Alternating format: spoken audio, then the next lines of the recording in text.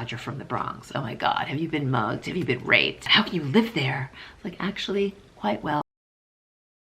Hello, courageous ones. It is day 25 of the SSSS Beta Challenge. Today is an object lesson on going with it. I had planned a video. I wanted to tell you a little bit more about the hero of the story, about where I came from, and I had video footage of me entering buildings and walking around and explaining how things went, and the video is gone. I didn't even go to yoga. All these SD cards, nothing, not in here, not in the SD card in the camera. The weird thing is I found photos. It's okay. Like my 21-year-old self said, you make a mistake, move on. I clearly deleted the footage somehow, some way. On the bright side, this thing is gonna turn out so much better than it would have without footage. So this is mostly gonna be like a voiceover, and I will interject some stories. I'm going to call this a South Bronx tale.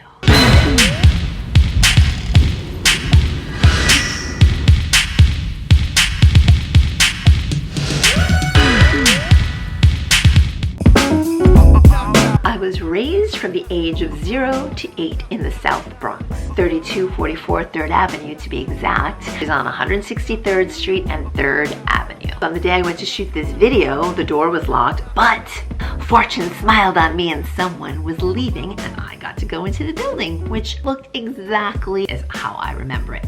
And I went upstairs to our apartment. We lived on the 5th floor.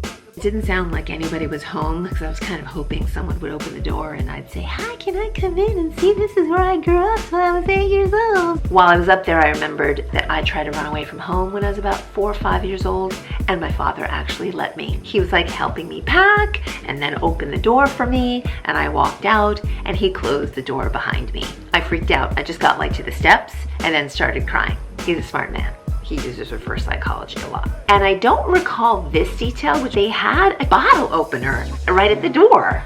It's for a pop, soda pop. I walked over to the deli in the corner where my sister used to buy pickle for like a quarter. And I saw this sign, which was a little scary, but totally understandable. Then I walked over to the supermarket where my mother and I used to shop. It used to be called Fedgo. After we shopped, we would sit by the window and go through the receipt to make sure she wasn't overcharged for anything. She'd just tell me what item she wanted to check and I'd go through the bag and find it. She knew how to shop. Well, then we drove up the hill to the school, PS 140. That's where I went to pre-K and kindergarten. They were the handball courts. And my dad at that time would take me to school. And he always talks about the only hairstyle he knew to do on me was this. I think I look pretty good. He had a newsstand at the hub of 149th Street, 3rd Avenue. Here's what it looks like today. Here's the newsstand before that version. That newsstand put me through college. From the newsstand, we went up the hill to go to Lincoln Hospital, which was where my mother was an emergency room registered nurse. I am so proud of my mom because she went to nursing school at around age 38 or 39. She didn't speak much English. She had 3 kids. She used to hate it because she couldn't understand the medical terms, but she passed the test and became a registered nurse.